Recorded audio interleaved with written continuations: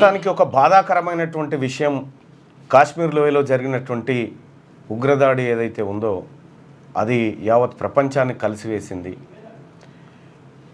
టూరిస్టులుగా వెళ్ళినటువంటి ప్రజలను అత్యంత కిరాతకంగా కాల్చి చంపినటువంటి ఉగ్రమూకలను ఏరిపారేయాల్సిందే. ఈ దేశం ప్రశాంతంగా ఉండాల్సిందే. తెలంగాణ నుంచి మొదలు పెడితే అన్ని కాశ్మీర్ దాకా అందరు పౌరులు, కన్యాకుమారి నుంచి కాశ్మీర్ దాకా అందరు పౌరులు స్వేచ్ఛగా బ్రతకాల్సిందే. అసలు ఏం జరిగింది, ఎందుకు జరిగింది? పాకిస్తాన్ బార్డర్కి, ఘటన జరిగినటువంటి బార్డర్కి దాదాపు 200-300 కిలోమీటర్లు ఉంటుంది. ఈ 200-300 కిలోమీటర్ల వరకు ఎట్లా సాగింది వాళ్ళ ప్రయాణం, ఎట్లొచ్చిర్రు? సో ఇక్కడ ఉన్నటువంటి వాళ్ళే ఇట్లా తయారైపోయినారా? వాళ్ళకేమన్నా ఇతర సంస్థలు ఏమైనా మద్దతు చేసినాయా? వాళ్ళ దగ్గరికి వెపన్స్ ఎట్లొచ్చినాయి? వాళ్ళు ఆర్మీ దుస్తులు ధరించి రెక్కి నిర్వహించుడు, ఆ తర్వాత వీళ్ళని కాల్చి చంపుడు. ఇంతకు భారతదేశం ఇస్తున్నటువంటి రిప్లే, సో పాకిస్తాన్తో దౌత్యపరమైనటువంటి అన్ని సంబంధాలు కట్టు, సింధు నదికి సంబంధించినటువంటి ఒప్పందం 1960 ప్రాంతంలో చేసుకున్న ఒప్పందం కూడా రద్దు, పాకిస్తాన్ పౌరులు ఎవరు 48 గంటలకు మించి భారత్లో ఉండడానికి వీల్లేదు, అందరూ నిర్దాక్షిణ్యంగా వెళ్ళిపోవాలని చెప్పి భారత్ ఆదేశించడం, ఇక్కడ ఉన్నటువంటి దౌత్య కార్యాలయం ఏదైతే పాకిస్తాన్ ఉందో పాకిస్తాన్ దౌత్య అధికారులను కూడా దేశం విడిచి వెళ్ళిపోవాల్సిందే అని హుకుం జారీ చేయడం. సో మొన్న జరిగింది ఘటన జరిగితే ప్రధానమంత్రి గారు అందుబాటులో లేరు. అమిత్ షా గారు హుటాహుటిన అక్కడికి వెళ్ళి బాధితులను ఓదార్స్తూ ఉంటే బాధితుల కన్నీటి పర్యాంతాన్ని చూసి కేంద్ర హోంమంత్రి కూడా ఏం మాట్లాడలేకుండా అట్లా శిలలాగా నిలిచిపోవాల్సినటువంటి పరిస్థితి వచ్చింది. భారత్ తప్పకుండా దీనికి ధీటైన జవాబు ఇస్తుంది అనేటువంటి మాట రాజ్నాథ్ సింగ్ గారు చెప్పడం జరిగింది. ప్రధానితో పాటు ఈ దేశంలో ఉన్నటువంటి అందరు రాజకీయ నాయకులు ముక్త కంఠంతో ఈ ఘటనను ఖండించారు. జమాతీ ఇస్లామీ హింద్ సంస్థ, మరికొన్ని ముస్లిం సంస్థలు కూడా ఈ వ్యవహారాన్ని తీవ్రంగా తప్పుపట్టినాయి.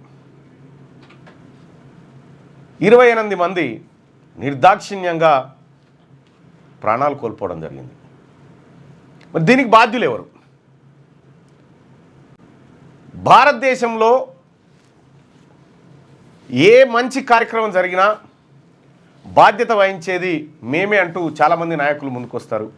మరి ఈ ఘటనకు ఎవరిది బాధ్యత? బాధ్యత పాకిస్తాన్ మీద వేస్తే సరిపోతుందా? మనము చర్చించుకోవాల్సినటువంటి అంశాలు లేవా? రిపబ్లిక్ టీవీ చర్చలో రిటైర్డ్ మేజర్ జనరల్ గారు మాట్లాడుతూ కోవిడ్ తర్వాత ఆర్మీ రిక్రూట్మెంట్ని ఆపేసి 1,80,000 మంది ఆర్మీ స్టాఫ్ తగ్గించిర్రు, పైసలు మిగిల్చుకుర్రు అనేటువంటి మాటను ఒక ఎక్స్ ఆర్మీ అధికారి వెల్లడించడం, అక్కడ మరణించిన అంశం పక్కకు పెడితే ఈ రిక్రూట్మెంట్ ఎందుకు ఆగిపోయింది, ఈ బలగాలు ఎటుపోయినాయి? సో కాశ్మీర్లో అడవుల్లో, కొండల్లో, మంచుల్లో కాపలాగా ఉండాల్సినటువంటి సైనికులను ఎందుకు రిక్రూట్ చేయలేదు అనేటువంటి చర్చ మరోవైపు నుంచి లేచింది. సో 28 మంది చనిపోతే అమిత్ షా గారు వెళ్ళి వాళ్ళకి ధైర్యం చెప్పే ప్రయత్నం చేశాను. కానీ ఇదే మణిపూర్లో కుకీలను ఊచకోత కోసిరు. ఆడ కూడా డబుల్ ఇంజన్ సర్కార్. మళ్ళా కుకీలను ఊచకోత కోస్తే దాన్ని పట్టించుకున్నోడు లేడు. రెండో వైపు ఛత్తీస్గఢ్లో 2025 జనవరి 1 నుంచి ఈరోజు వరకు 161 మంది మావోయిస్టులను కాల్చి చంపినాయి భద్రతా దళాలు మనవే. అంటే నిజంగా ప్రాణాలకు సంబంధించినటువంటి అంశం ఎవరిదైనా ప్రాణమే అనుకున్నప్పుడు ఆ 28 మందే కాదు, నాగాలాండ్లో మణిపూర్లో చనిపోయినటువంటి కుకీలు కానీ, ఇటు శాంతి చర్చలకు మేము రెడీగా ఉన్నామని చెప్పిన తర్వాత కూడా వాళ్ళని ఏరిపారేస్తున్నటువంటి మావోయిస్టుల విషయం కానీ ఇదంతా చర్చించుకోవాల్సినటువంటి అంశం. ఇక్కడ 161 మంది ప్రాణాలు మావోయిస్టులే జస్ట్ 4 months గ్యాప్లో. అక్కడ అనేక మంది కుకీలు చనిపోయినారు మణిపూర్లో. ప్రాణాలకు విలువనే అనేటువంటి ప్రాతిపదిక మీద చర్చ జరిగినప్పుడు ఈ రెండు కూడా చర్చ మీదకి వస్తాయి. ఇవాళ పాకిస్తాన్ని ఇవాళ మనం వెలివేసేది ఏం లేదు, వాళ్ళకు మనకు ఎట్లాగో పడది. అదొక దుర్మార్గమైనటువంటి దేశంగా ముద్రపడ్డది ప్రపంచ దేశాల ముందు పాకిస్తాన్ అనేక వేదికల మీద దోషిగా నిలబెట్టే ప్రయత్నం భారత్ కూడా అనేక సార్లు చేసింది. కానీ ఇప్పుడు వాళ్ళని వెలివేసినంత మాత్రాన మళ్ళీ ఇటువంటి దాడులు జరగవా? మళ్ళీ ఇటువంటి దాడులు జరిగినప్పుడు పుల్వామా అటాక్ తర్వాత ఈ అటాక్ అతిపెద్ద అటాక్. మరి పుల్వామా అటాక్ మీద గతంలో జమ్మూ కాశ్మీర్ గవర్నర్గా పనిచేసినటువంటి వ్యక్తి కేంద్ర ప్రభుత్వం పైన ఆరోపణలు చేసిండు. సో ఇప్పుడున్నటువంటి ఎక్స్ మేజర్ జనరల్ ఆయన కూడా కేంద్ర ప్రభుత్వం మీదనే ఆరోపణ చేస్తుండే ఈ ఘటనల మీద. సో మరి ఇందులో వాస్తవం ఎంత? ఎందుకు దేశ భద్రతను గాలికి వదిలేసిరు రిక్రూట్మెంట్ లేకుండా అనేటి అంశాలు కూడా సోషల్ మీడియాలో విస్తృతంగా చర్చ జరుగుతూ ఉంది. అక్కడ ఉగ్రదాడిలో 28 మంది చనిపోవడం అత్యంత బాధాకరం, అలా జరగకూడదు. సేమ్ టైం మణిపూర్ కానీ ఇటు ఛత్తీస్గఢ్ కానీ దంతెవాడ కానీ లేకపోతే దేశంలో ఇంకొక చోటైనా మనుషుల ప్రాణాలు పోతున్నప్పుడు ఖచ్చితంగా అది చర్చనీయాంశం అవుతుంది. సో కొన్ని రాజకీయ అవసరాల కోసం వాడుతూ ఉంటారు కొంతమంది. ఇక్కడ అమిత్ షా గారు 2026 వరకు ఈ దేశంలో నక్సలిజాన్ని ఖతం చేస్తానటువంటి కంకణం కట్టుకున్నాడు. ఇదే 2026 వరకు ఈ దేశంలో టెర్రరిస్ట్ మూకలు ఒక్కడు కూడా అడుగు పెట్టకుండా నేను కంకణం కట్టుకుంటున్నానేటువంటి మాట చెప్పలే. అక్కడ కాశ్మీర్లో ఉండాల్సినటువంటి బార్డర్లు, ఆ తర్వాత ఇతర చోట్ల ఉండాల్సినటువంటి భద్రతా దళాలు ఇవాళ ఏం గుట్ట అది నల్లగుట్ట చుట్టూ 10,000 మందిని దించిరని వార్తలు వస్తూ ఉన్నాయి. 10,000 మందా కాదు, 12,000 మంది అంటున్నారు. 12,000 మంది భద్రతా బలగాలను ఇక్కడ దించిరని చెప్తా ఉన్నారు. అక్కడ ఉండాల్సినటువంటి ఫోర్సును ఇక్కడ కర్రెగుట్ట కాడ దించిరట. ఈ నల్లగుట్ట కాడ ఈ నల్లగుట్ట చుట్టుముట్టిరట. ఈ నల్లగుట్ట లోపలనే హిడ్మాతో పాటు 1000 మంది మావోయిస్టులు ఆ లోపట ఉన్నట్టుగా ఒక వార్త నడుస్తూ ఉంది. ఉన్నారా లేరా? ఆ కర్రెగుట్ట నల్లగుట్ట చుట్టూ క్లైమర్ బెన్స్ పెట్టినారు, తర్వాత ఇవన్నీ పెట్టినారు అని చెప్పి ఒక చర్చ జరుగుతూ ఉంది. ఒకవైపు ఈ దేశంలో పుట్టినటువంటి మావోయిస్టులు వాళ్ళు హింసాత్మక ఘటనలు ఏవైతే పాల్పడుతున్నారో దాన్ని ఎట్టి పరిస్థితుల్లో ఎంకరేజ్ చేసేది, అది ఖండించాల్సిందే. కానీ వాళ్ళు మేము శాంతి చర్చలకు మేము రెడీగా ఉన్నాము అని చెప్పి వాళ్ళు ప్రకటించిన తర్వాత కూడా ఈ దేశంలో ఉన్నటువంటి ప్రభుత్వం వాళ్ళని అణిచివేయడానికి, వాళ్ళని భౌతికంగా ఖతం చేయడానికి ప్రయత్నాలు చేస్తూ ఉంది. సో ఈ అంశాలన్నింటినీ పౌర సమాజం అర్థం చేసుకోవాలి. పాకిస్తాన్ అల్లరి మూకలను ఎట్టి పరిస్థితిలో ఇక్కడ నిలువ నీడ లేకుండా చేయడం తక్షణ కర్తవ్యమే. కానీ 1000 మందిని ఒక గుట్ట లోపల ఉన్నటువంటి 1000 మందిని గుట్ట చుట్టూ రౌండప్ చేసినటువంటి పరిస్థితుల్లో మనం మరో భారీ మరణ వార్త వినాల్సి ఉంటుందా? వాళ్ళు మేము చర్చలకు రెడీగా ఉన్నాం, మేము లొంగిపోవడానికి రెడీగా ఉన్నాం అనేటువంటి సంకేతాలు అక్కడి నుంచి వచ్చినా కూడా ప్రభుత్వం ఎందుకు ఆ వైపుకి వెళ్తూ ఉంది అనేది మనం ఆలోచించుకోవాల్సినటువంటి విషయం. ఇంకా ఇది ఈ దేశంలో జమ్మూ కాశ్మీర్ లోయలో జరిగినటువంటి అంశం. ఇక్కడ పాకిస్తాన్ ప్రేరేపిత తీవ్రవాద సంస్థ, దాంట్లో తీవ్రవాద సంస్థలు ఎట్లా పనిచేస్తాయంటే పాకిస్తాన్ పేరు రాకుండా ఇండియా పేరు పెట్టుకొని పనిచేస్తాయి. ఇండియన్ ముజాహిద్దీన్, లష్కర్ ఈ తోయిబా,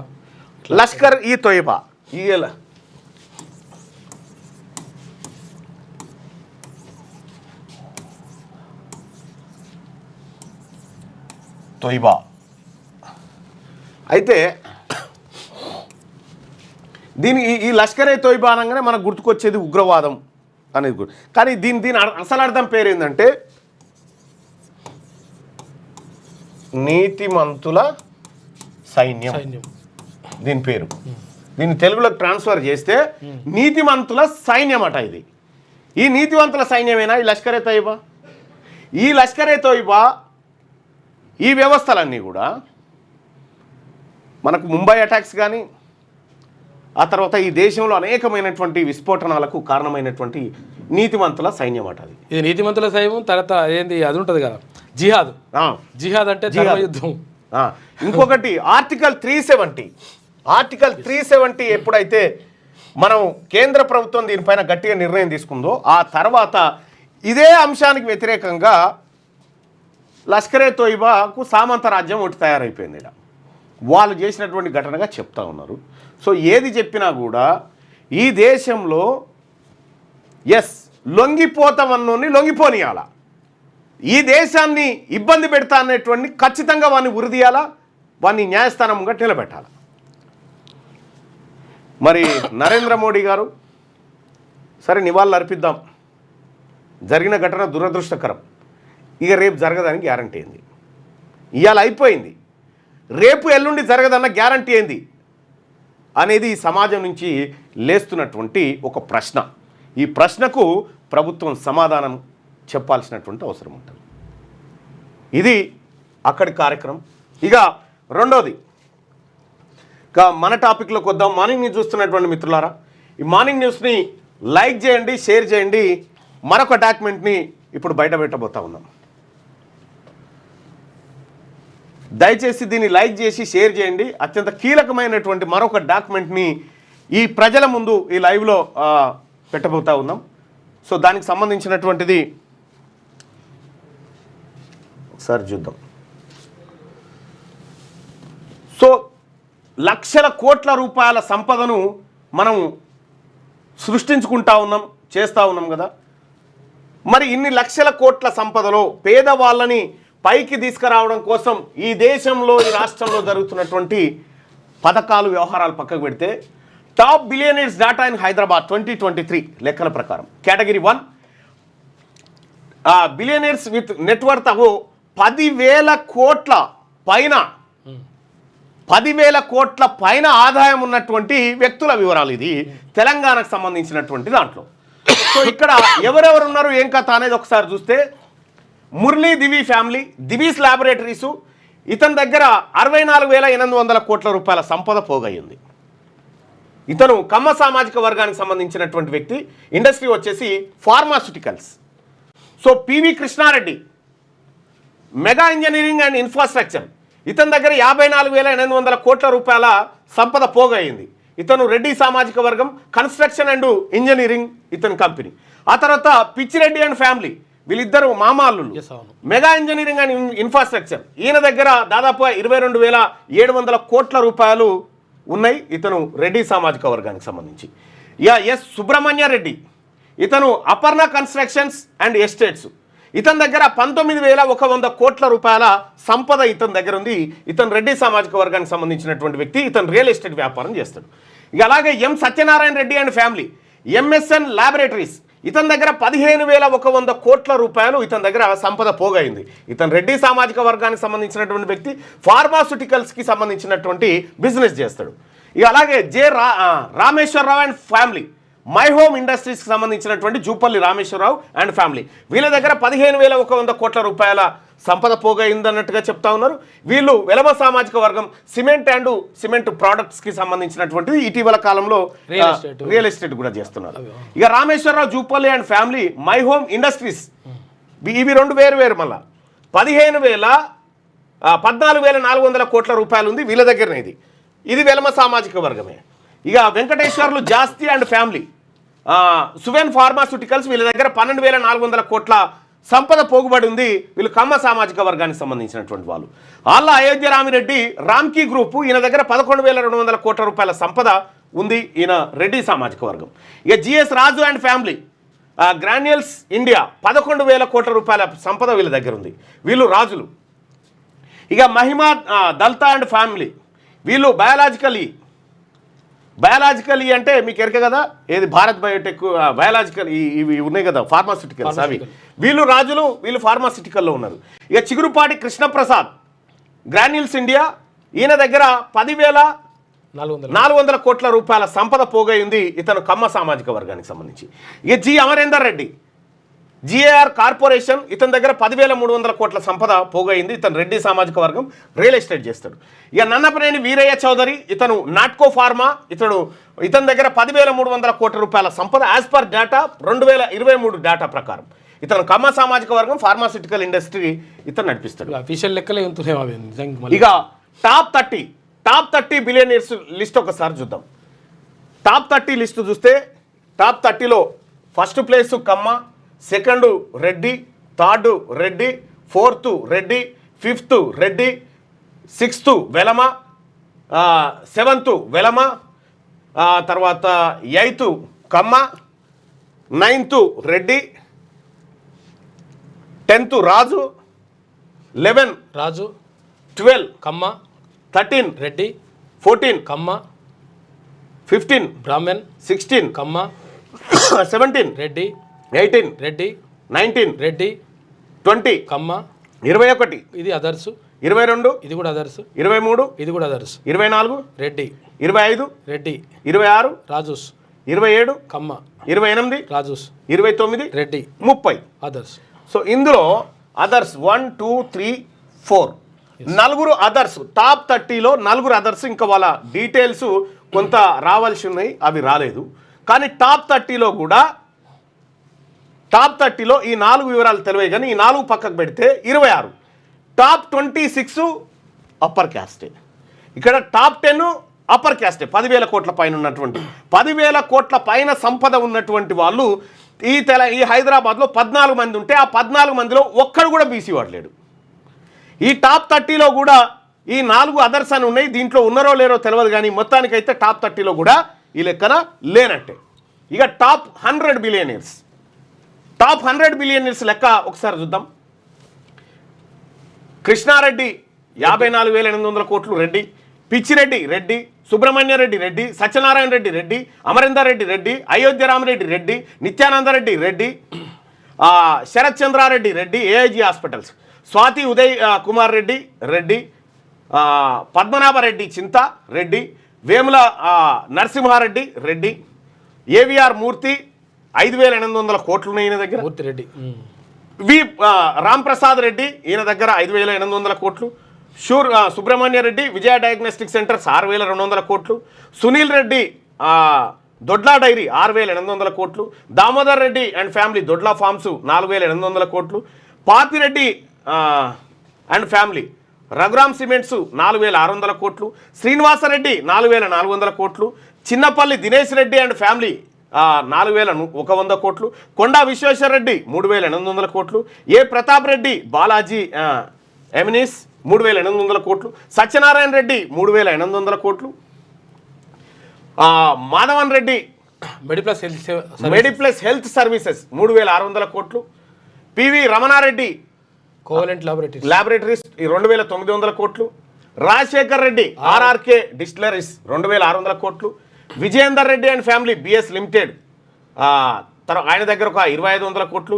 ఎన్ శ్రీనివాస్ రెడ్డి నల్ల మల్లారెడ్డి ఫౌండేషన్ 2,100 కోట్లు. ఎల్వి సుబ్బారెడ్డి విచ్చో ల్యాబొరేటరీస్ 1,800 కోట్లు. Venkata Pratap Reddy and family MSN laboratories 1,800 కోట్లు. హర్షారెడ్డి పొంగులేటి రాఘవ కన్స్ట్రక్షన్స్ ఇండియా 1,300 కోట్లు. పద్మజ గంగిరెడ్డి స్పందన స్ఫూర్తి ఫైనాన్షియల్ 1,000 కోట్లు. దయానిధిరావు 3,800 కోట్లు. ఎం శంకరన్ అరబిందో ఫార్మా 2,200 కోట్లు. శోభన కామినేని అపోలో హాస్పిటల్స్, ఆ తర్వాత కంబం స్ఫూర్తి Aurobindo pharma. T Harish Rao Suprabhat real estate 2,000 కోట్లు. రామేశ్వరరావు 15,000 కోట్లు. రామేశ్వరరావు 15,000 కోట్లు వెలమ. జూపల్లి జగపతిరావు 1,000 కోట్లు. అప్పారావు జూపల్లి 3,700 కోట్లు. ఆ తర్వాత రూపేందర్ రావు పెన్నార్ ఇండస్ట్రీస్ 2,400 కోట్లు వెలమ. ఆ తర్వాత మురళీదేవి కమ్మ ఫ్యామిలీ, వెంకటేశ్వర్లు జాస్తి కమ్మ చిగురుపాటి. ఇట్లా మొత్తం టాప్ 100. ఈ టాప్ 100లో ఒకే ఒక్కడు యాదవుడు అనిల్ బొడ్డు 80వ నెంబర్లో ఉంటాడు. ఒక బీసీ ఆయన. వీళ్ళ దగ్గర ఉన్నటువంటి సంపద దాదాపుగా టాపు 10 దగ్గర ఉన్నటువంటి సంపదే 4 లక్షల పైచిలకు కోట్లు. సో అంటే మరి వీళ్ళకి ఎట్లా సంపద పోగైందంటే వాళ్ళ ప్రభుత్వాలు ఏర్పడ్డాయి కాబట్టి ప్రభుత్వాలు ఏర్పడ్డాయి కాబట్టి వీళ్ళు ఇట్లా కాగలిగారు. మరి ఈ రాష్ట్రంలో ఉన్నటువంటి పేదవాళ్ళు మరి వీళ్ళకి సంపద ఏదంటే నీ ప్రభుత్వమే లేదా, మనం 500కే ఓటు అమ్ముకుంటే నీ ప్రభుత్వం లేనప్పుడు నీ దగ్గరికి సంపద ఎట్లా వస్తుంది? దీన్ని బట్టి బీసీ ప్రజలు బాగా అర్థం చేసుకోవాల్సింది ఏంటంటే ఉద్యోగాలు చేస్తే పైకి రారు, బిజినెస్లు చేయాలి. బిజినెస్లు చేస్తే పైకి వస్తారు. బిజినెస్ కావాలంటే నీకు ప్రభుత్వం నుంచి సహకారం కావాలి. ప్రభుత్వం నుంచి సహకారం కావాలంటే ఏం కావాలి? నీ ప్రభుత్వం ఉండాలి. నీ ప్రభుత్వం ఉంటే అక్కడ సాధ్యమవుతుంది. సో ఈ డేటాకు సంబంధించినటువంటి పూర్తి వివరాలు కావాలి మీకంటే 9866524314 వాట్సాప్లో మిస్డ్ కాల్.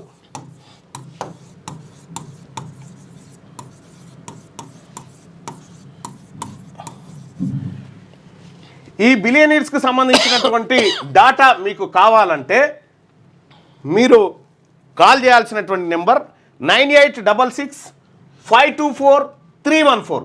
ఈ నెంబర్కు వాట్సాప్లో మిస్డ్ కాల్ ఇవ్వండి. వాట్సాప్లో మిస్డ్ కాల్ ఇస్తే మీకు మామూలు మిస్ కాల్ ఇవ్వకండి, వాట్సాప్లో మిస్డ్ కాల్ ఇవ్వండి, మామూలు కాల్ కాదు దయచేసి. రైట్,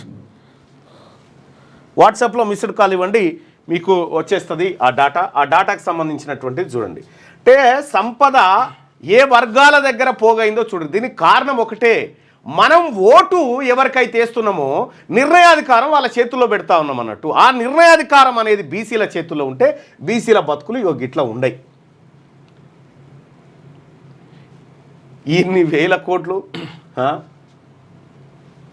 ఇది అధికారికమనే, అనధికారిక బ్లాక్ మనీ ఉంటుంది. అది ఇంకా కొన్ని లక్షల కోట్ల సంపద. అది అధికారికంగానే దీనికి 10,000 రేట్లు వేరే ఉంటుంది. అంటే ఒకప్పుడు ఊర్లలో దొరలు పెత్తందారులు ఉంటారు చూడు, ఆ రూపం పోయి ఈ రూపంకి వచ్చింది, అంతే తేడా. ఆ రూపం పోయి ఈ రూపానికి వచ్చింది. మీకు విషయం తెలుసా, తెలంగాణ రాష్ట్రంలో మొత్తం టోటల్ టోల్గేట్లు ఎన్ని ఉన్నాయంటే 28 టోల్గేట్లు ఉన్నాయి నేషనల్ హైవేల మీద. 28 టోల్గేట్లు ఉంటే ఈ 28 టోల్గేట్లలో ఒక్కంది బీసీది లేదు. ఒక్క టోల్గేట్ కూడా బీసీ ఉంది లేదు. మనం కారు పోయేటప్పుడు కట్టడం పెట్టి మనం కట్టిపోతాం కదా, అవి కూడా మనకి లేవు. సో ఈ రకమైనటువంటి వ్యవహారం మీరు ఇక్కడ చూడొచ్చు.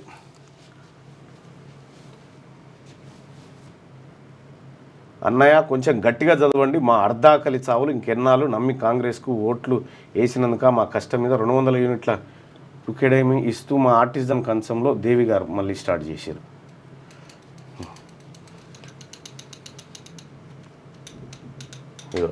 వినోద్ కుందూరు, కులం ఎన్ని రోజులు, లెట్స్ యునైట్ హిందూ. అయితే ఈ సంపద అంతా ఇప్పుడు అందరికి మంచి యునైట్ చేద్దామా ఎట్లా? మీరు గుర్తుపెట్టుకోండి, కులం అనేది లేదు లేదు లేదని వాళ్ళే చెప్తారు. ఎందుకు చెప్తారు అని అంటే దాని మాటన జరిగేటువంటి వ్యవహారం వాళ్ళకి తెలుసు కాబట్టి. ఈ తెలంగాణ రాష్ట్రంలో ద అబోవ్ లిస్ట్ 98% ఆంధ్ర వాళ్ళు, ఓన్లీ 2-3% తెలంగాణ. మేబీ కావచ్చు భాస్కర్, కావచ్చు కానీ వాళ్ళు హైదరాబాద్లో ఉన్నటువంటి స్థిరపడ్డ వాళ్ళ లెక్క 2023ది. ఇది నా డేటా కాదు, ఇది ఒక సంస్థ తీసుకొచ్చినటువంటి లెక్క. తిన్మర్మలన ఎస్సీ కార్పొరేషన్ లోన్ గురించి ఒకసారి మాట్లాడి, చాలా పెండింగ్లో ఉంది, చాలా పెండింగ్లో ఉన్నాయి. ఇవన్నీ పెండింగ్లో ఉన్నమాట వాస్తవం. పెత్తందారి వ్యవస్థ ఇంకా ఉన్నది బాయ్ సాబ్, లేదని ఎవరన్నారు? ఉన్నది, 100% ఉన్నది. రైట్, దయచేసి ఈ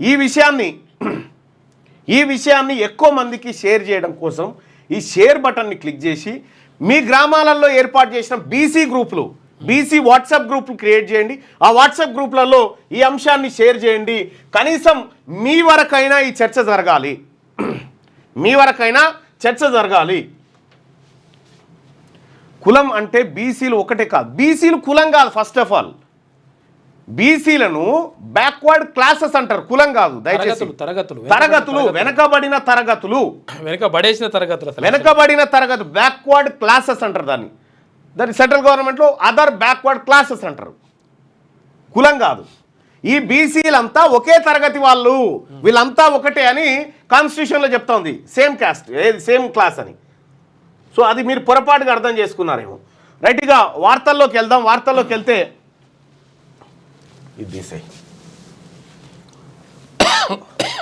రైట్, ఈనాడు దినపత్రికలో ఉన్నటువంటి ప్రధానమైన వార్తలను చూద్దాం. ఇది సీమాంతర కుట్రే, జమ్మూ కాశ్మీర్ అభివృద్ధిని సహించలేకే ఉగ్రదాడి, హంతకుల భరతం పడతాం, సూత్రధారులను దోషులుగా నిలబెడతాం. ప్రధాని మోడీ అధ్యక్షతన సమావేశమైన భద్రతా వ్యవహారాల కేబినెట్ కమిటీ స్పష్టీకరణ. సింధు జలాల ఒప్పందం అమలు తక్షణమే నిలిపివేత, అటారీ వద్ద చెక్పోస్టు మూసివేత, పాక్ జాతీయులు భారత్ను వీడి వెళ్లాలని ఆదేశం. పాల్గామ్లో ప్రాణాలు కోల్పోయిన 26 మంది, సారీ 28 అని చెప్పిన 26 మంది పేర్లతో జాబితా విడుదల. మృతుల్లో 2 ఆంధ్రప్రదేశ్ వాసులు. జమ్మూ కాశ్మీర్ నుంచి వెళ్లిపోతున్న పర్యాటకులు ముష్కరులను కఠినంగా శిక్షిస్తామన్న అమిత్ షా. ఇగో ఘటన జరిగినటువంటిది ఇక్కడే. పాల్గామ్లో ఉగ్రవాదులు కాల్పులు జరిపిన ప్రాంతాన్ని పరిశీలిస్తున్న భద్రతా బలగాలు ఇక్కడ చూడొచ్చు. విజువల్స్ కూడా ఉన్నాయి. జమ్మూ కాశ్మీర్లో పర్యాటకులపై ఉగ్రవాదుల పాశవిక దాడిని భారత ప్రభుత్వం తీవ్రంగా ఖండించింది. ఈ నరమేధానికి పాల్పడిన ముష్కరులను శిక్షించడంతో పాటు వారిని ఎగదోస్తున్న శక్తులను బాధ్యులుగా నిలబెడతామంటూ పాకిస్తాన్ను గట్టిగా హెచ్చరించింది. సీమాంతర ఉగ్రవాదాన్ని వీడే వరకు ఆ దేశం పట్ల కఠినంగా వ్యవహరించాలని నిర్ణయించింది. దౌత్య సంబంధాల స్థాయిని తగ్గించింది. ప్రధానమంత్రి నరేంద్ర మోడీ అధ్యక్షతన బుధవారం ఢిల్లీలో జరిగిన భద్రతా వ్యవహారాల కేబినెట్ కమిటీ ఈ మేరకు పలు కీలక నిర్ణయాలు తీసుకుంది. సరిహద్దులో భద్రతా బలగాలను అప్రమత్తం చేసింది. పాల్గామ్ ఉగ్రదాడిని ఖండిస్తూ పలు దేశాలు భారత్కు సంఘీభావం ప్రకటించాయి. ఉగ్రవాద నిర్మూలన కృషిలో అండగా నిలుస్తామని తెలిపాయి. మంగళవారం నాటి ఘటనలో మృతి చెందిన 26 మంది పేర్లను వెల్లడిస్తూ అధికారులు జాబితా విడుదల చేశారు. ఉగ్రదాడి నేపథ్యంలో జమ్మూ కాశ్మీర్ నుంచి పర్యాటకులు స్వస్థలాలకు తిరిగి వెళ్ళిపోతా ఉన్నారు. సో మనము ఇక్కడ ఎన్ని ఖండించినా ఎన్ని చేసినా కేంద్ర ప్రభుత్వం దీనికి ఇప్పుడు భద్రతా బలగాలను అలర్ట్ చేసి ఏం చేస్తావు? ఇప్పుడు చేసి ముందు భద్రతా బలగాలు 24 గంటలు అలర్ట్గా ఉండాల్సినటువంటి చోటు అది. 180,000 మంది సిబ్బంది ఆర్మీ ఫోర్సెస్లో రిక్రూట్మెంట్ అయిపోయి 180,000 మందిని రిక్రూట్ చేయలేదట ఇప్పటిదాకా అని చెప్తున్నాడు ఒక ఆర్మీ ఆఫీసర్. ఉందా అది? వేయచ్చు, మనం వేయచ్చు అంటే వేయచ్చు అంటే వేద్దాం. దేశమే పోతుంటే ఇంక వేయొచ్చు ఏందన్నా?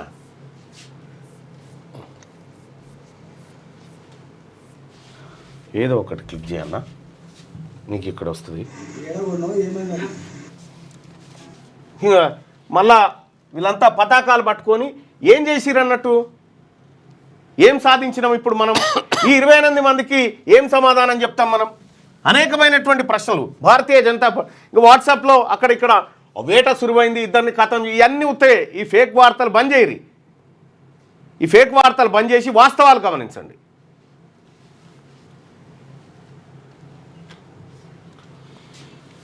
నేడు అఖిలపక్ష భేటీ.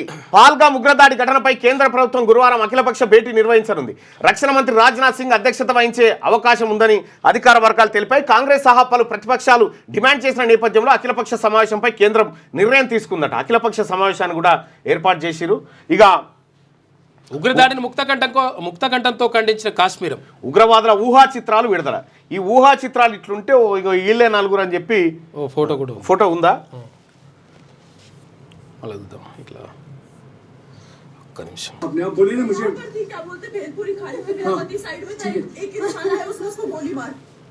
ఒక్క నిమిషం వస్తుంది. ఫస్ట్ చూసి పెట్టుకోవాలి కదా నలుగురు ఫోటో. ఇక్కడ ఉంటుంది. నీ ఫోన్లో చూసి పెట్టు ఫస్ట్. నీ ఫోన్లో చూసి పెట్టు. ఓకే, చూసి పెడతా. ఒక్క నిమిషం. ఉగ్రవాదుల ఊహా చిత్రాలు విడుదల. పహల్గామ్లో పర్యాటకులపై దాడి చేశారని అనుమానిస్తున్న 3 ఉగ్రవాదుల ఊహా చిత్రాలను భద్రతా సంస్థలు బుధవారం విడుదల చేశాయి. వీరిని హఫీజ్ ఫౌజీ, సులేమాన్ షా, అబూ తాలాగా గుర్తించారు. మూసా, యూనిస్, ఆసిఫ్ అనే పేర్లతో మార్పేర్లు వీరికి ఉన్నట్టుగా తెలిపారు. వీరిలో 2 పాకిస్తాన్ జాతీయులని భావిస్తూ ఉన్నారు. పాకిస్తాన్ జాతీయులు 2 ఉన్నారట.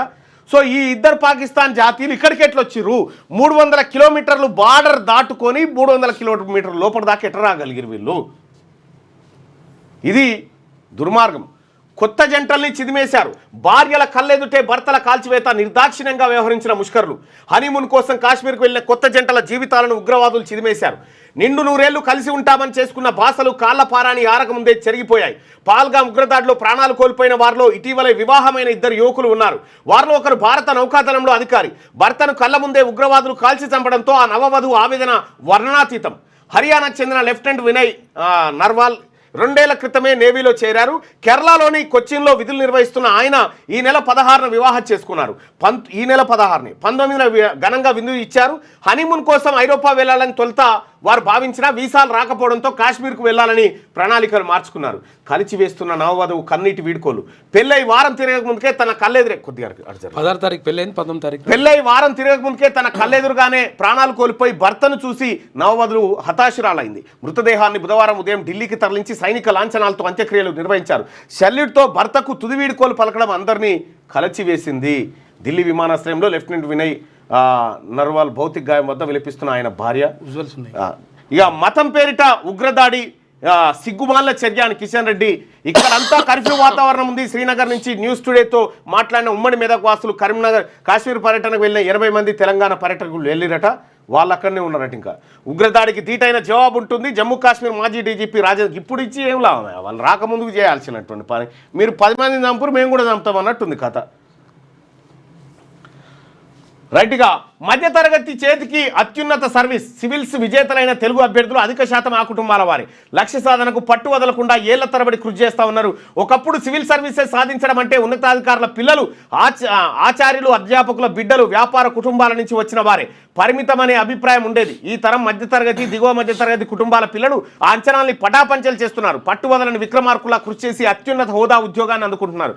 తాజా ఫలితాల్లో తెలుగు రాష్ట్రాల నుంచి 50 మందికి పైగా విజేతలు నిలవగా వారిలో అధిక శాతం మంది మధ్యతరగతి చెందిన వారే ఉండడం ఇందుకు అద్దం పడుతుంది. 11వ ర్యాంకు సాధించిన తెలంగాణలో టాపర్గా నిలిచిన సాయి శ్రీవాణి తండ్రి మెడికల్ రిప్రజెంటేటివ్గా పనిచేస్తున్నారు. 15వ ర్యాంక్తో ఏపీ టాపర్గా నిలిచిన బన్నా వెంకటేష్ది వ్యవసాయ కుటుంబం. ఆదిలాబాద్ జిల్లా ఉట్నూరుకు చెందిన సాయి చైతన్య జాదవ్ 62వ ర్యాంకు సాధించగా ఆయన తండ్రి హెడ్ కానిస్టేబుల్గా పనిచేస్తున్నారు. ఖమ్మం జిల్లా కల్లూరు మండలానికి చెందిన నాగరాజ్ నాయక్ 697వ ర్యాంకు దిగువ మధ్య తరగతి వ్యవసాయ కుటుంబం నుంచి వచ్చిన వారే.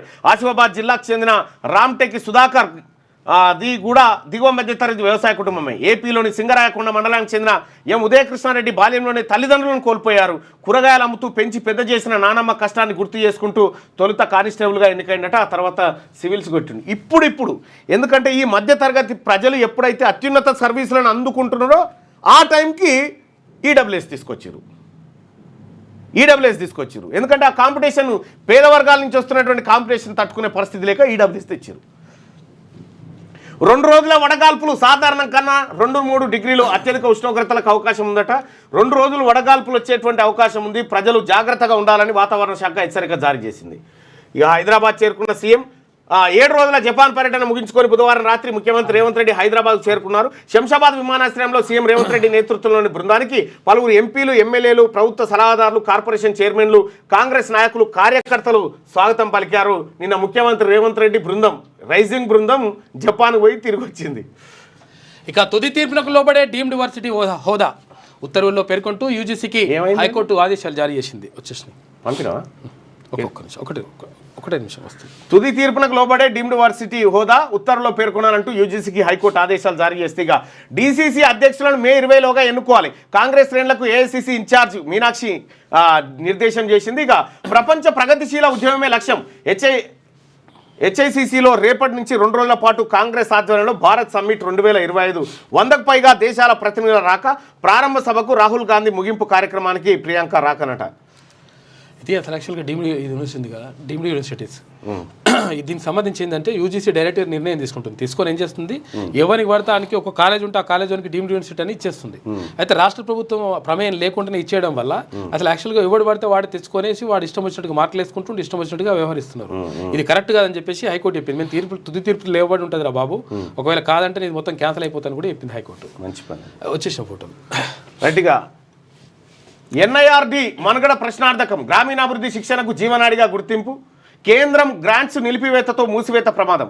ఉద్యోగులు, పెన్షనర్లు ఆందోళన. జాతీయ పోలీస్ అకాడమీ పరిపాలక పరిపాలన అకాడమీ వంటి ప్రతిష్టాత్మక సంస్థల మాదిరే గ్రామీణాభివృద్ధి పంచాయతీరాజ్ రంగాల్లో అదో అత్యుత్తమ సంస్థ. ఉపాధి హామీతో పాటు అనేక పథకాలకు అంకురార్పణ చేసింది ఇక్కడే. అంతర్జాతీయ శిక్షణా కేంద్రంగా గుర్తింపు పొందింది. డిప్లొమా, పీజీ, పిహెచ్డి కోర్సులను నిర్వహిస్తుంది. అలాంటి జాతీయ గ్రామీణాభివృద్ధి సంస్థ మూసివేత ప్రమాదాన్ని ఎదుర్కొంటోంది. కేంద్ర ప్రభుత్వ సంస్థ నిర్వహణ ఏటా ఇచ్చే 78 కోట్లను పూర్తిగా నిలిపివేసిందట. దేశ తొలి ప్రధాని జవహర్లాల్ నెహ్రూ ఆకాంక్షలకు అనుగుణంగా 1953లో జాతీయ సామాజిక అభివృద్ధి సంస్థ రాజేంద్రనగర్లోని 166 ఎకరాల్లో ఏర్పాటైంది. ఆ తర్వాత జాతీయ గ్రామీణాభివృద్ధి సంస్థగా మార్చారు. 2014లో దానికి పంచాయతీరాజ్ శాఖ జత చేశారు. ఇందులో 220 మంది శాశ్వత సిబ్బంది, 120 మంది వరకు పొరుగు సేవల సిబ్బందితో పాటు 300 మంది పెన్షనర్లు ఉన్నారు. సంస్థకు 23 భారీ భవనాలు ఉన్నాయి. 66 ఎకరాల్లో సాంకేతిక పార్కు ఉందట. ఇక మరిగా ఇది మూసివేసిరంటే 166 ఎకరాలు రాజేంద్ర నగర్లో ఉంటుంది. ఇది 166 ఎకరాలు అంతే. ఇప్పుడు అమ్ముకోవడానికి సిద్ధమే అన్నట్టు. ఇక ఒకవేళ ఇది మూసితే ఇంకేముంటుంది మరి. ముందస్తు సమాచారం లేకుండానే జాతీయ స్థాయి నిపుణులు ప్రొఫెసర్లతో పల్లెలు, పంచాయతీరాజ్ పాలన, ఎన్నికల నిర్వహణ, అభివృద్ధి పనులపై అత్యుత్తమ శిక్షణ ఇస్తున్నారు. డిమాండ్ ఏర్పడడంతో ఢిల్లీ, అస్సాంలోని గౌహటి, బీహార్లోని వైశాల్లో ప్రాంగణాలు ఏర్పాటు చేశారు. పిహెచ్డి గ్రామీణ అభివృద్ధి మీద అవగాహన కలిగిన సీనియర్ అధికారిని సంస్థ డైరెక్టర్ జనరల్గా ఈ కేంద్రం ఎంపిక చేసి నియమిస్తుంది. మొత్తం ఇక ఈ వ్యవస్థ కుప్పగుల్లంటే ఇక ఇది సర్కారు వారి ఇసుకనట్టు. టీజీఎండిసి శాండ్ బజార్ ప్రజలు, భవన నిర్మాణ సంస్థలు నిర్మాణ అవసరాలకు తీర్చేందుకు రాష్ట్ర ప్రభుత్వం ఇసుక బజార్లను ప్రారంభించింది. ప్రస్తుతం హైదరాబాద్ నగరం చుట్టూ ఉన్న బౌరంపేట, అబ్దుల్లాపూర్ మెట్టు, ఆదిబట్ల, వట్టినాగులపల్లి ప్రాంతాల్లో తెలంగాణ ఖనిజాభివృద్ధి సంస్థ ఆధ్వర్యంలో వాటిని అందుబాటులోకి తీసుకొస్తుంది. సంస్థ ద్వారా ప్రభుత్వం నాణ్యమైన దొడ్డు ఇసుకను మెట్రిక్ టన్నుకు 1600, సన్న ఇసుకను 1800లకు విక్రయిస్తుంది. వట్టినాగులపల్లి వద్ద ఇసుకను ఇలా రాశిగా పోసి అమ్మకానికి సిద్ధంగా పెట్టిరట. అంటే గవర్నమెంట్ ఇసుక బిజినెస్. ఇక ఇంటర్ అడ్వాన్స్డ్ సప్లిమెంటరీ మే 22 నుంచి షెడ్యూల్ విడుదల చేసిన బోర్డు. ఇక ఇది ఇట్లుంటే పాక్, బంగ్లాదేశ్ ఏమో దొంగ నోట్లు, ఇదేమో ఉగ్రవాదం. సో ఇది ఈనాడులో ఉన్నటువంటి వార్తలు. ఒకసారి వెలుగు దినపత్రికలో ఉన్నటువంటి వార్తలు చూద్దాం. అటారీ వాగా బార్డర్ క్లోజ్, పాకిస్తాన్ పౌరులకు నో ఎంట్రీ, సింధు జలాల ఒప్పందం రద్దు, కేంద్ర ప్రభుత్వం సంచలన నిర్ణయాలు. పాల్గామ్ టెర్రర్ అటాక్ వెనుక పాకిస్తాన్ హస్తం ఉందని ప్రకటన, ప్రధాని అధ్యక్షతన కేబినెట్ అత్యవసర భేటీ, సెక్యూరిటీపై 2.5 గంటల పాటు చర్చ, టెర్రరిజాన్ని సహించేది లేదని హెచ్చరిక, ఇండియాను వీడాలని పాక్ హై కమిషన్ ఆఫీసర్లకు ఆదేశం. నేడు ఆల్ పార్టీ మీటింగ్ నిర్వహించబోతా ఉంది కేంద్ర ప్రభుత్వం. ఇక కదిలిస్తే కన్నీలే, కాశ్మీర్లో ఉగ్ర తూటాలకు బలైన అమాయకులు, ఆత్మీయులను కోల్పోయి పుట్టెడు శోకంలో కుటుంబాలు. వారం కిందటే పెళ్లి, హనీమూన్కు వెళ్లి విషాదం, యువతి కండ్ల ముందే నేవీ ఆఫీసర్ను కాల్చి చంపిన టెర్రరిస్టులు, భర్త చావును తట్టుకోలేక తనను చంపేయాలన్న ఓ మహిళ. చనిపోయిందా? పోయి నన్ను చంపేయమన్నది. టెర్రరిస్టుల దాడిలో నేల కొరిగిన నేవీ ఆఫీసర్ వినయ్ నర్వాల్ భౌతిక గాయం వద్ద విలిపిస్తున్న ఆయన భార్య. వీరికి ఈ నెల 16 వివాహం జరిగింది. 16 తారీఖు నాడు పెళ్ళైంది, 19 తారీఖు నాడు చంపేసిండ్రు. హనీమూన్కి వెళ్తే ఇదేనా? ఇవి కాదు, విజువల్స్ ఉన్నాయి. ఇవి ఫోటోలు, ఇవి ఇందాక ఇవి ఫోటోలు అని చెప్పి రిలీజ్ చేసిరు. ఇవి కాకపోవచ్చు మేబీ, ఎందుకంటే ఇవి ఉన్నాక ఊహా చిత్రాలు ఎందుకు ఇస్తారు? ఇతనేమో అసలు యాక్చువల్గా కాశ్మీర్ యువకుడు, వీళ్ళందరినీ కాపాడడానికి అసలు యాక్చువల్గా గుర్రపు స్వారీ మీద తీసుకోతారు కదా, ఆ తీసుకునే యువకుడు వాళ్ళ దగ్గర టెర్రరిస్ట్ దగ్గర తుపాకీ లాక్కొని వీళ్ళని కాపాడే ప్రయత్నం చేసిండు. కాపాడే ప్రయత్నం చేస్తే ఈయనను కూడా చంపేసిండు టెర్రరిస్టులు. అబ్బా, ముస్లిం యువకుడు, పాకిస్తాన్, ఏది జమ్మూ కాశ్మీర్ యువకుడు. ఇక టెర్రరిస్టుల కోసం వేట మొదలు, జమ్మూ కాశ్మీర్లో అణువణువు జల్లెడ పడుతున్న భద్రతా దళాలు.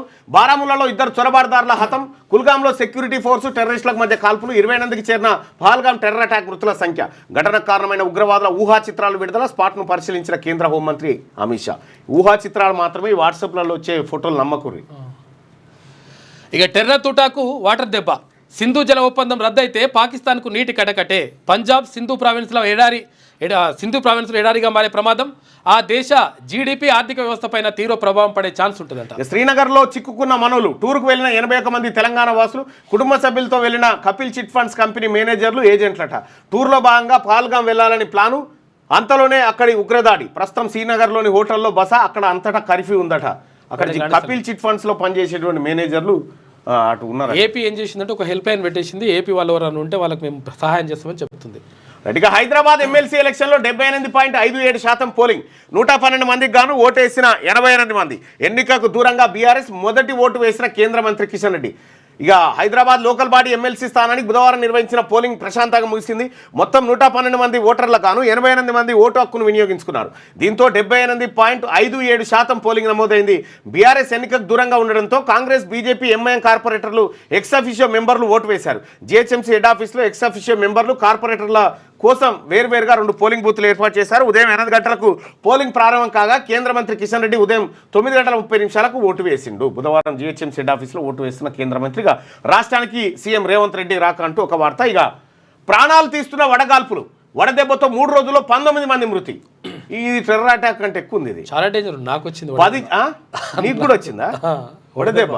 నువ్వు ఎటు పోగానే కడుపుల స్థల గదిలో కూడా కూర్చుంటావు కదా, ఎట్లా అయింది ఇట్లా అని బైక్ అడిపోయినా. 10 జిల్లాల్లో 44 డిగ్రీలకు పైగా టెంపరేచర్లు నమోదు. నిర్మల్ జిల్లా దుస్తరాబాద్లో 44.5 డిగ్రీల గరిష్ట ఉష్ణోగ్రత. అన్ని జిల్లాల్లోనూ దంచి కొడుతున్న ఎండలు. మరో 2 రోజుల పాటు మరింత తీవ్రంగా హీట్ వేవ్స్. నేడు 11 జిల్లాలకు, రేపు 7 జిల్లాలకు రెడ్ అలర్ట్ జారీ. చాలా జాగ్రత్తగా ఉండండి ప్రజలారా. ఇటువంటి ఏది గణెట్ రాయాల్సి మనిషే వడదెబ్బకు సుడిపడ్డాడు. ఇక కర్రెగుట్టలో హై టెన్షన్. అడవులను చుట్టుముట్టిన 12,000 మంది బలగాలు. మావోయిస్టుల కోసం 2 రోజులుగా కూంబింగ్. హెలికాప్టర్లో బలగాలకు ఆయుధాలు, సరుకులు సరఫరా. హిడ్మాదలం టార్గెట్గా ఎన్కౌంటర్ అట. తెలంగాణ ఛత్తీస్గఢ్ సరిహద్దు దండకార్యంలో కర్రెగుట్టలట. ఈ కర్రెగుట్టల చుట్టూ 12,000 మంది భద్రతా బలగాలు, ఆర్మీ దిగిందట. అయితే శాంతి చర్చలు జరపాలని చెప్పేసి వాళ్ళు కోరుతున్నారు. తర్వాత శాంతి చర్చల కోసం కొంతమంది ఇక్కడ కూడా చేస్తున్నారు. పౌర సమాజం అడుగుతా ఉన్నది. విజువల్స్ అవి ఉన్నాయి. తుపాకీ లాక్కోబోయి తూటాలకు బలైపోయి పర్యాటకులపై దాడిని అడ్డుకోబోయిన కాశ్మీరీ యువకుడు. ఆ క్రమంలో కాల్చి చంపిన ఉగ్రవాదులు పర్యాటకులను గుర్రంపై తీసుకెళ్తూ ఆదిల్ హుస్సేన్ షా ఉపాధి. మృతితో రోడ్డున పడ్డ కుటుంబం అట. అయ్యో వాళ్ళు పాపం కాపాడే ప్రయత్నం చేసిండట పర్యాటకుల్ని. ఈయన చంపేసిండ్రు. వాళ్ళు పాకిస్తానీలే. పహల్గామ్ దాడి ఉగ్రవాదుల్లో 5గురు ఆ దేశస్తులే. వారి భాష ఆధారంగా గుర్తింపు. దాడిలో పాల్గొనేది మొత్తం 7గురు, అందులో 2 స్థానికులు. దర్యాప్తు బృందాల వెల్లడి. ఉగ్రవాదుల ఊహా చిత్రాలను విడుదల చేసిన పోలీసులు. నిఘా వర్గాలు హెచ్చరించినా భద్రతా దళాల వైఫల్యం వల్లే ఉగ్రదాడి. సైనికుల దుస్తుల్లో వచ్చి 70 రౌండ్ల కాల్పులు. ప్రాథమిక దర్యాప్తులో వెల్లడి. కాశ్మీర్లో 56 మంది విదేశీ ఉగ్రవాదులు ఉన్నారట. అత్యధికులు లష్కరే ముష్కర్ లేరట. ఇప్పటి కాశ్మీర్లో ఈ కర్రెగుట్ట కాడు వాళ్ళని గడ్డ దొరకపోరి ముందుగాల. ఈ కర్రెగుట్టి ఆడిపోదు, ఇన్నే ఉంటుంది. కానీ ఖాళీ అవుతున్న కాశ్మీర్ను వీడుతున్న పర్యాటకులు. దాడికి నిరసనగా జమ్మూ కాశ్మీర్లో బంద్. మొదటి పేజీలను నలుపు రంగుతో ప్రచురించిన స్థానిక పత్రికలట. కాశ్మీర్ పేపర్స్, బ్లాక్ పేపర్స్ వేసినట్టు వాళ్ళు మొత్తం. అవునా? బ్లాక్ అండ్ వైట్ వేసింది కాశ్మీర్లో. కాశ్మీర్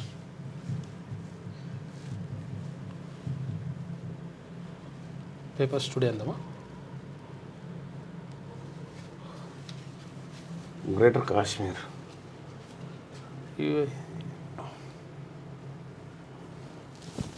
ఫస్ట్ పేజ్ మొత్తం అట్లా వేసిరండి. మరి అంటే ఇది ఏ పేపర్లు వేసినారు? కలర్స్ వచ్చినాయి కదా. చలో అంటే బ్లాక్ పేపర్స్ అని కొడితే వస్తాయి అట్లా. ఇగో ఖాళీ అవుతున్న కాశ్మీర్ను వీడుతున్న పర్యాటకులు. మొదటి పేజీలను నలుపు రంగుతో ప్రచురించిన స్థానిక పత్రికలు. మరో ఉగ్రదాడి జరిగే ప్రమాదం. నిఘా వర్గాల సమాచారం. రాష్ట్రాలను అప్రమత్తం చేసిన కేంద్రం. దాడితో సంబంధం లేదని ఎనడాన్ని ఒప్పుకున్నాడా ఈ పాకిస్తాన్ వాడు? మేమే చేసినామని ఏ దానికి ఒప్పుకోలే. సరిహద్దులకు సైన్యం తరలింపు. కరాచీ నుంచి 2 మిలిటరీ విమానాలు. భారత్ ప్రతీకార దాడులపై భయం నెలకొన్నదట. ఈ అమ్మ వీళ్ళతో ఈ పాకిస్తాన్ తోటి తలకాయ నొప్పి ఉంది. సింధు జలాలు బంద్. పాక్పై జలఖడ్గం. 1960 నాటి సింధు జలాల ఒప్పందం అమలును నిలిపివేసిన భారత్. వాగా అటారీ సరిహద్దు చెక్పోస్ట్ తక్షణ మూసివేత. సార్క్ వీసా మినహాయింపు కింద పాకిస్తానీలకు భారత్లోకి ప్రవేశం నిషిద్ధం. ఇప్పటికీ అలా వచ్చిన వారు వీసాల రద్దు. ఈ వీసాపై వచ్చిన పాకిస్తానీలు 48 గంటల్లో వెళ్ళిపోవాలి. భారత్లోని పాక్ హైకమిషనర్లో సలహాదారుల గుర్తింపు రద్దు. వారంతా వారంలోగా తమ దేశానికి వెళ్ళిపోవాలని ఆదేశం. 2 దేశాల్లోని హైకమిషన్ల సిబ్బంది 55 నుంచి 30 కుదింపు.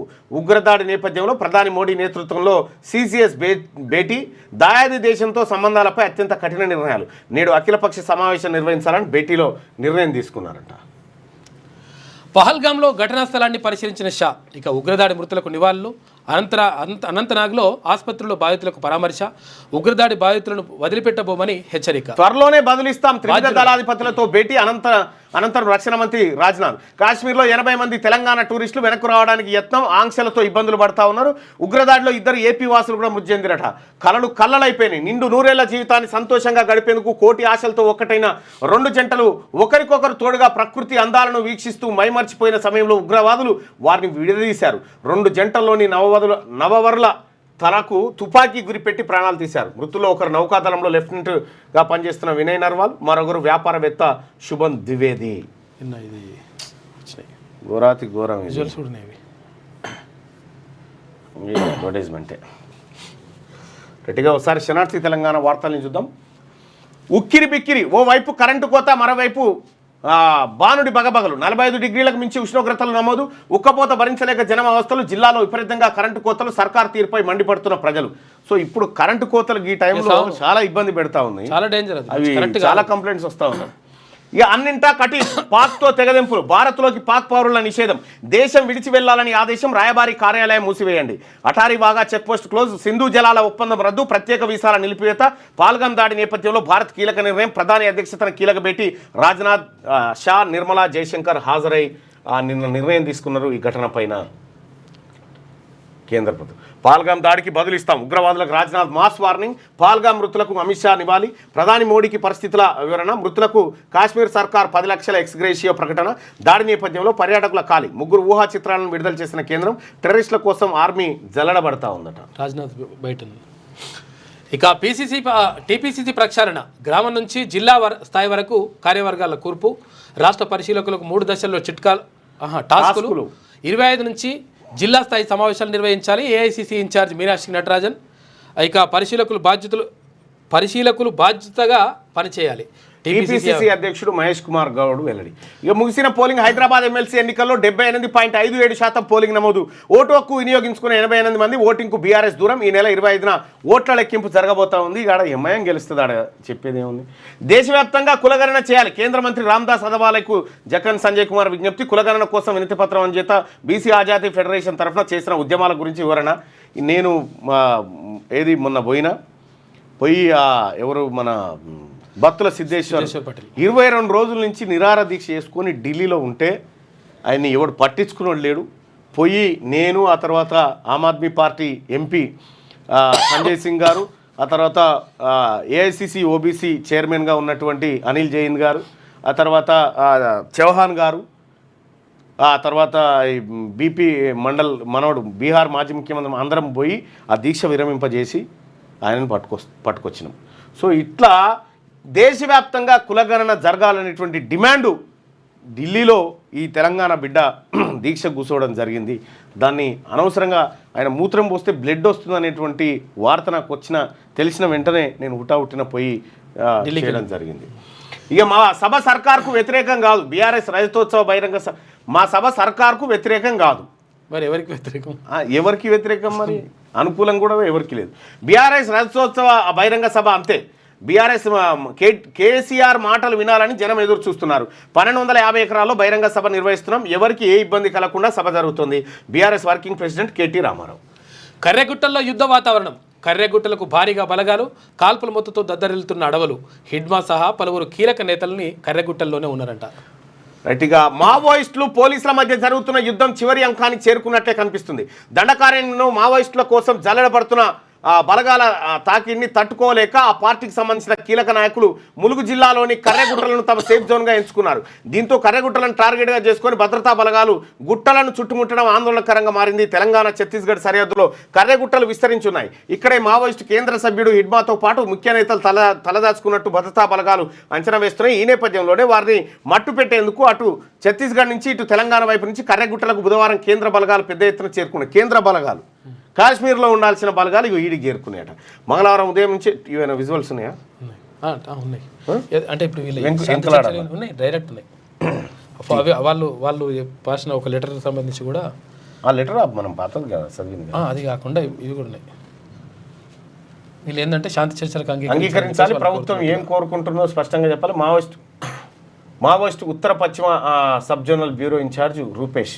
వీళ్ళేమో శాంతి చర్చలు మేము అంటే ఉండాలి, వాళ్ళకు కొంచెం సహకరించండి అని చెప్పేసి వీళ్ళు సభ పెట్టిండ్రు, సమావేశాలు పెట్టిండ్రు. పౌర సమాజం అంతా ఈ మార్పు నేపథ్యంలో ఓన్లీ తెలంగాణ మాత్రమే కాకుండా ఛత్తీస్గఢ్లో దేశవ్యాప్తంగా ఇది ఏమి జరగబోతుంది అంటే ఒక యుద్ధాన్ని తలపింపజేసే విధంగా పొరుగు దేశాలతోటి యుద్ధం ఏ రకంగానైతే చేస్తుందో ఆ పద్ధతి అదే పద్ధతిలో ఇక్కడ కూడా కొనసాగుతూ ఉంది. కర్రెగుట్టల్ని చుట్టుముట్టిరట. ఇక మావోయిస్టులు అనేటువంటి 2026 లోపల ఖతం చేయాలని అమిత్ షా పెట్టుకున్నటువంటి టార్గెట్ ఈ రూపాన్ని సంతరించుకుంది. ఏసీబీకి చిక్కిన అవినీతి జిలగలు కిలాగన్పూర్ ఏను రెడ్గా పట్టివేత, SRSP superintendent Sridhar, senior assistant Suresh కూడా అంత బీసీలే కదా, మంచిది. ఓకే. హైదరాబాద్ చేరుకున్న రేవంత్ రెడ్డి స్వాగతం పలికిన కాంగ్రెస్ నేతలు. భారత్ సమ్మిట్ ఏర్పాట్లపై నేడు కీలక సమావేశం, హాజరు కానున్న మంత్రులు, ఉన్నతాధికారులు. Lady Aghori arrest. మొకిలా పోలీసులకు లేడీ అగోరిపై బాధితుల ఫిర్యాదు. మోసం చేసి 9,80,000 రూపాయలు తీసుకున్నట్లు ఆరోపణ. ఉత్తరప్రదేశ్లో అదుపులోకి తీసుకున్న పోలీసులు చెవెళ్ల కోర్టులో హాజరుపరిచి రిమాండ్కు తరలిచ్చిరట అగోరిని. మళ్ళా ఏంటి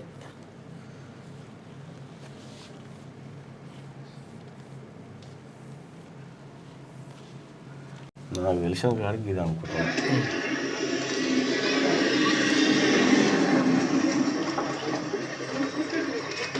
ఇప్పుడు ఆమెని అంటే ఇది లేడీ జైల్లోకి పంపిర్రా మగవాళ్ళ? ఇప్పుడు అదో పరిచయం ఉండదు. టెస్ట్ చేసి లేడీ జైల్లోకి పంపుతారు. ఇప్పుడు నీకేమేరక అట్లా లేడీ రిపోర్ట్ నీకేమే డిసైడ్ చేస్తారట.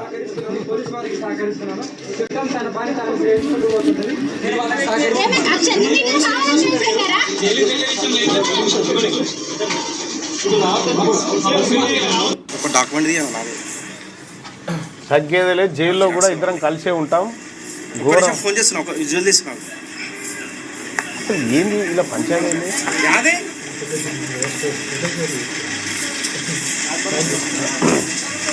అసలు ఈమె ఓరు ఎక్కడి నుంచి వచ్చింది, ఎందుకు ఇక్కడ అడుగుపెట్టింది, వచ్చి ఏమేం చేసింది, ఎట్లా 6 నెలల్లోనే మొత్తం తెలంగాణ ప్రజలకు అందరికి ఎట్లా తెలిసిపోయింది, ఈ అన్నిటి మీద ఒక స్పెషల్ స్టోరీ చేద్దాం.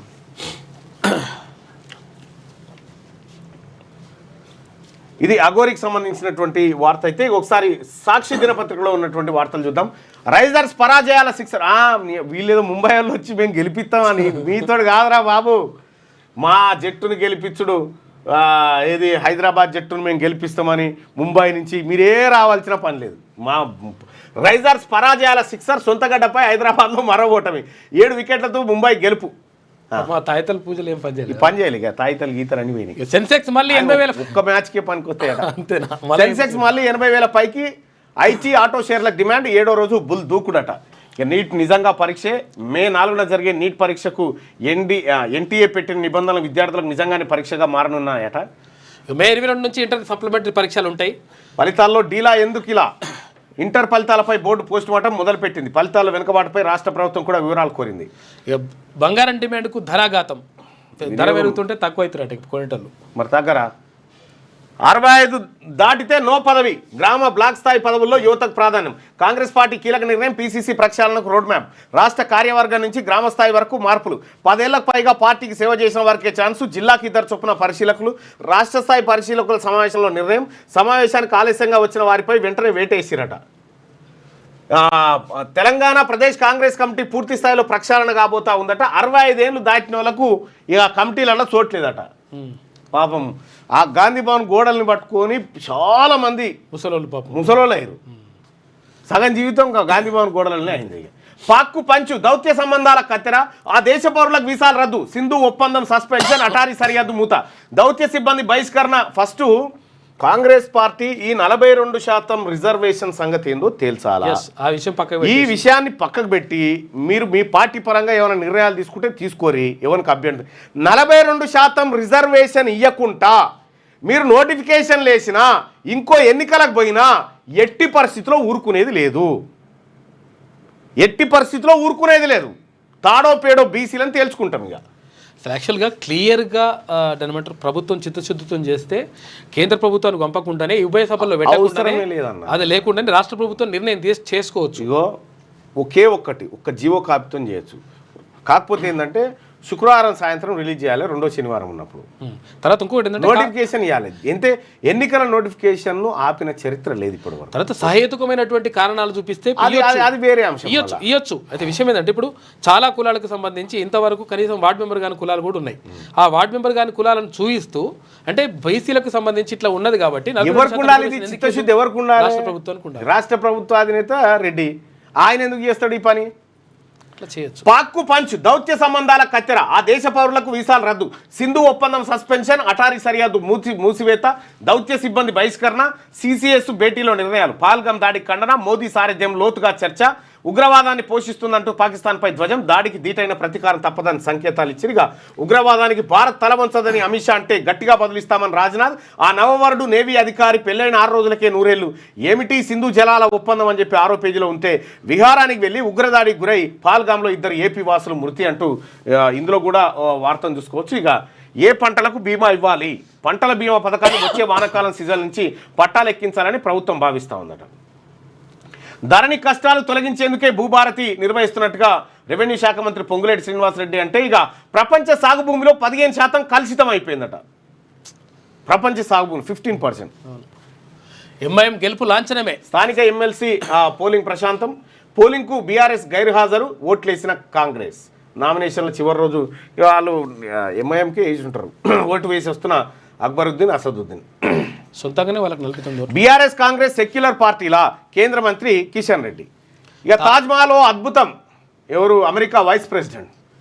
కర్రిగుట్టల్లో కాల్పుల మోత, 2 రోజుల్లో ఆపరేషన్ ముగుస్తుందని ప్రచారం, తీర్పునకు లోబడే డీమ్డ్ హోదా అని చెప్పి హైకోర్టు స్పష్టీకరణ చేస్తే దళార్లే రైతులుగా దోపిడీ, రైతుల పేరిట దళార్ల పత్తి విక్రయాలు, సహకరించిన సిసిఐ మార్కెటింగ్ అధికారులు, విజిలెన్స్ విచారణలో వెల్లడవుతున్న వాస్తవాలు. రైతు తెచ్చిన పత్తికి తేమ పేరిట కొనుగోలు కేంద్రాల్లో తిరస్కరణ, ఆ పత్తి కొనుగోలు చేసి అదే కేంద్రంలో అమ్మిన దళారులట. క్వింటాలకు 1000 నుంచి 1500 వరకు లాభం. ఇప్పుడు రైతు పత్తి తీసుకొని సిసిఐ కాడికి వస్తే ఇలా తేముందా అని చెప్పి వెలగొడతారట. బయట ఈ దళారులు ఏం చేస్తారంటే మేము కొట్టమని కొంటారట, కొన్న తర్వాత మళ్ళీ అదే పత్తిని తెచ్చి 1500కి ఈ అధికారులతో కుమ్మక్కాయ అమ్మిరట. ఇగో ఇది దందా. 500 ఎక్కువ క్వింటాల్కి.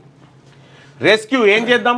ఎస్ఎల్బీసీ సొరంగం వద్ద 60 రోజులుగా కొనసాగుతున్న రెస్క్యూ ఆపరేషన్ పనులను ఇంకా కొనసాగించాలా లేక నిలిపివేయాలన్న దానిపై ప్రభుత్వం ఏర్పాటు చేసిన సాంకేతిక నిపుణుల కమిటీ శుక్రవారం భేటీ కాబోతా ఉందట.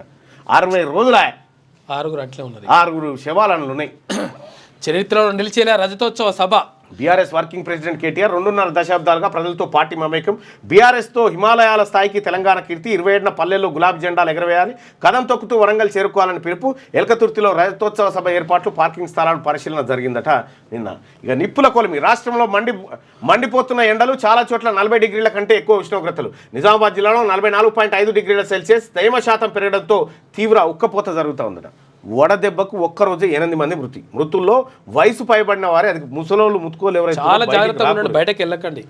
నెత్తురోడిన కాశ్మీరం, పర్యాటకులపై ఉగ్రదాడి, 26 మంది బలి అంటూ మంచుకొండలపైన నెత్తురు చుక్కలు. సరే పల్లవి తీసుకుందాం. మనమంతా ఒకటే, కలిసికట్టుగా ఉగ్రవాదంపై పోరాడదాం, కేంద్రానికి అన్ని విధాలా సహకరిస్తాం, పాల్గాం ఉగ్రదాడి ఘటనపై ఖర్గే. ఇక రేట్ ఎక్కువ, ఆట తక్కువ అన్నట్టు. ఈయన పేరు ఏంది? రిషబ్ పంత్. దోషులను విడిచిపెట్టాం, పాక్ తగిన మూల్యం చెల్లించుకోక తప్పదు, ఉగ్రదాడులతో భారత్ను భయపెట్టలేరు అని చెప్పి బీజేపీ ర్యాలీ చేసింది. ఇక మరోసారి సర్జికల్ స్ట్రైక్, మోడీ అత్యవసర మీటింగ్, ఉగ్రదాడి భద్రతా చర్యలపై చర్చ, కౌంటర్ యాక్షన్ ప్లాన్ సిద్ధం, ఉగ్రదాడికి గట్టి బదులిస్తామన్న రాజ్నాథ్ సింగ్, ఉగ్రవాదానికి తలొగ్గేది లేదన్న అమిత్ షా. సెర్చ్ ఆపరేషన్ ముమ్మరం చేసిన భద్రతా దళాలు ఇప్పటికే ముష్కర్ల ఊహా చిత్రాలు విడుదల చేశారు. మా దేశం విడిచి వెళ్ళండి, పాక్ పౌరులకు భారత్ 48 గంటలు డెడ్ లైన్ విధించింది. పహల్గాం ఉగ్రదాడి వెనుక పాక్ హస్తం ఉందన్న కేంద్రం. ఇక అటారీ వాగా చెక్ పోస్టులు మూసివేత, సింధు జలాల ఒప్పందాన్ని నిలిపివేయాలని నిర్ణయం తీసుకుంది. రైట్గా తెలంగాణ కుంభమేళగా బీఆర్ఎస్ సభ ఉండబోతుందని ఒక వార్తుంటే, సీఎంను చంపేస్తామని, సిద్ధరామయ్యను చంపేస్తామని ఎవరు అన్నట. ఇక హైడ్రా కొత్త లోగో, నీటి బొట్టుతో సరికొత్తగా డిజైన్ చేసిండ్రు. ఆఫీస్తో పాటు యూనిఫామ్ పై ముద్రించాలని రంగనాథ్ ఆదేశాలు జారీ చేసిండ్రు. ఇక త్వరలోనే టీపీసీసీ ప్రక్షాళన, గ్రామ స్థాయి నుంచి అన్ని కార్యవర్గాల కూర్పు, పార్టీ కోసం పనిచేసిన వారికే పదవులు. ఏం చేసుకుంటారు ఇప్పుడు ఆ పార్టీ పదవులు తీసుకొని? జెండా మోసే పనులు అవన్నీ అంతే. అసలైన పదవులేమో వాళ్ళు ఎత్తుకపోయారు, ఈ ఉత్తుత్తేమో బుడ్డబుడ్డోళ్లకు. జనతా గ్యారేజ్లా తెలంగాణ భవన్, ఎవరికి కష్టం వచ్చినా ఈడికే వస్తున్నారు, ప్రజల గుండె ధైర్యంగా గులాబీ జెండా ఉందని చెప్పి కేటీ రామారావు గారు చెప్తారు. ఎవరికి కష్టం వచ్చినా ఈడికే వస్తారు అనుకుంటే 10 ఏళ్ళు బీఆర్ఎస్ పార్టీ కష్టాలలో ఉండే కాదు ఎన్నడన్నా కలిసి 10 ఏళ్ళల్లా ఇప్పుడు కష్టం వస్తే ఆడికే వస్తారు. జైలుకు అగోరి చీటింగ్ కేసులో యూపీలో అరెస్ట్ చేసిన పోలీసులు. ఇక ప్రశాంతంగా ఎమ్మెల్సీ పోలింగ్ 112 ఓట్లకు పోలైన 88 ఓట్లు. ఓటేసిన బీజేపీ, ఎంఐఎం, కాంగ్రెస్ సభ్యులు. ఓటింగ్కు దూరంగా బీఆర్ఎస్. క్రాస్ ఓటింగ్పై సస్పెన్స్. ఎంఐఎంకే మెండుగా గెలిచే అవకాశాలు. ఇక ఆ కేసును కొట్టివేయండి. హైకోర్టును ఆశ్రయించిన రేవంత్ రెడ్డి. బీజేపీపై చేసిన వ్యాఖ్యల మీద పరువు నష్టం దావా. కేసు విచారణ చేపట్టొద్దని కోరిన సీఎం. కోర్టు ఆధార్ నుంచి మినహాయింపు ఇవ్వాలని వినతి అంటూ ఒక వార్త. ఇది పల్లవిలో ఉన్నటువంటి వార్త. అయితే ఇక నమస్తే తెలంగాణ వార్తలు చూస్తే నిప్పుల కొలిమి. రాష్ట్రం అంతా 41 డిగ్రీలకు పైగా ఉష్ణోగ్రతలు ఉన్నాయట. ముష్కర మూక ఇదే. ఇది తప్పుడు ఫోటోనట. ఈ ఎందుకు తొందరపడి వేస్తున్నారు అంటే ఈ పత్రికలో కామన్లే. ముష్కర మూక ఇదే. దాడులకు సూత్రధారి లష్కరే కమాండర్ సైఫుల్లా కసూరి. ఫోటోలు, ఊహా చిత్రాలు విడుదల. వారం ముందు పాల్గామ్లో రెక్కి. యూరి సెక్టార్లో చొరబాటుకి 2 ఉగ్రవాదుల యత్నం. మట్టుపెట్టిన భద్రతా బలగాలు. కాసేపటికే కుల్గాంలో ఎన్కౌంటర్.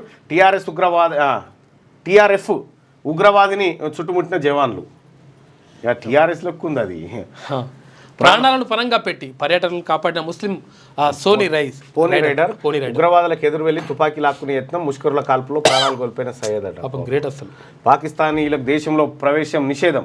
ఇక సూత్రధారి సైఫుల్లా కసూరి వీడేనట.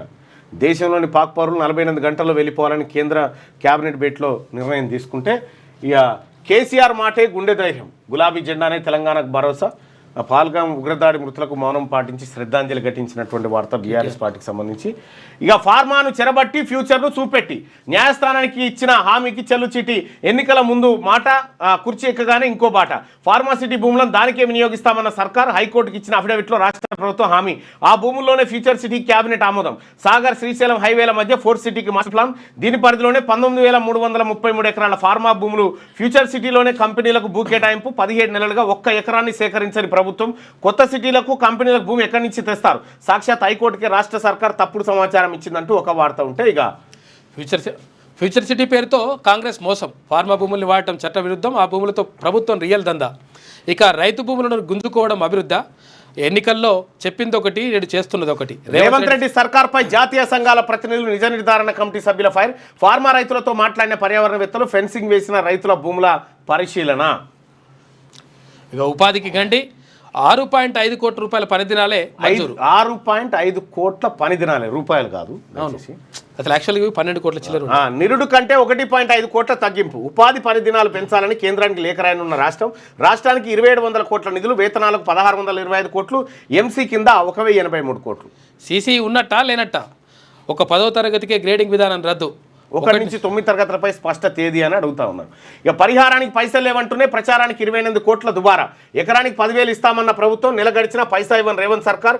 చేయని రుణమాఫీ ఇవ్వని రైతు భరోసాపై ఊరూరా ప్రచారానికి దిగిన ప్రభుత్వం. ఫ్లెక్సీల ఏర్పాటుకు 28 కోట్లు విడుదల. కాంగ్రెస్ ప్రభుత్వ తీరుపై రైతులు ఆగ్రహం వ్యక్తం చేస్తూ ఉన్నారట. రైతులకు పరిహారం ఇచ్చేందుకు సర్కార్ ససేమిరా. అకాల వర్షాలతో 30,000 ఎకరాల్లో పంట నష్టం అట. ఇక వడ్లు కొనాలని రోడ్డు ఎక్కిన రైతులు. ఈ కొనుగోళ్ల కాడ వాళ్ళు ఇల్లు అవుతా ఉంది. ఈ రాష్ట్ర ప్రభుత్వం కనీసం దృష్టి పెట్టాలి. ఆ కొనుగోలు కేంద్రాల కాడ రైతులు అవస్థ పడతా ఉన్నారు. కనీస సౌకర్యాలు లేవు. ఎండనేమో 41 డిగ్రీలు కొడతా ఉంది. వాడికి ధాన్యం తెచ్చిన రైతు బాధ ఏంది, మన కథ ఏంది? కనీసం రాష్ట్ర ప్రభుత్వం దీని మీద దృష్టి పెట్టాలి. లేకపోతే వట్టిదే మళ్ళా. అప్పుల బాధతో రైతు ఆత్మహత్య యత్నం. 100కు డైల్ చేసిన కుటుంబ సభ్యులు. రైతుకు పోలీసుల కౌన్సిలింగ్. కుటుంబ సభ్యులకు అప్పగింతనట.